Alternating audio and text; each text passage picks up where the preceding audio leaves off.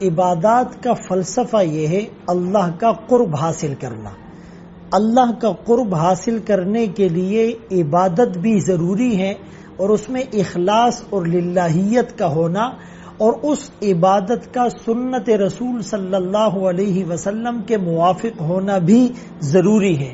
قربانی بھی ایک اہم ترین فریضہ اور اہم ترین عبادت ہے۔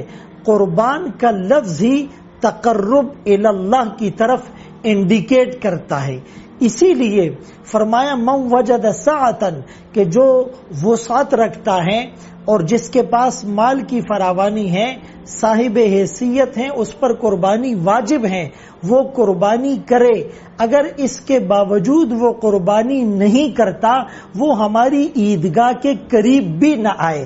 عیدگاہ کے قریب نہ آنا یہ چھوٹی سی بات نہیں ہے، بلکہ مسلمانوں کے اجتماعی معاملات اور مسلمانوں کے اجتماعی نظم و نسق اور معاشرے سے اس کو کاٹ کر ایک سبق دیا جا رہا ہے۔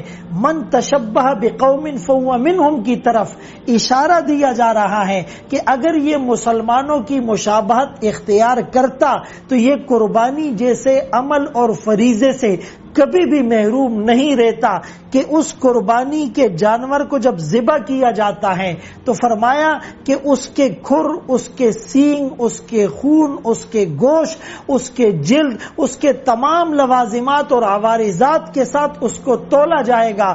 ایک مومن کا عمل کا جو ترازو ہے اور پلڑا ہے وہ کتنا بھاری ہو جائے گا، اس کا مقام کتنا بلند ہو جائے گا۔ اسی لیے قربانی کیجئے، اور قربانی گھر کا سربراہ اگر کرے وہ سب کی طرف سے کافی نہیں ہوتی۔ جتنے بھی بالغ اور صاحب نصاب اس گھرانے میں ہوں گے، صاحب حیثیت ہوں گے، ہر ایک کو اپنی طرف سے الگ الگ قربانی کرنا لازم ہے۔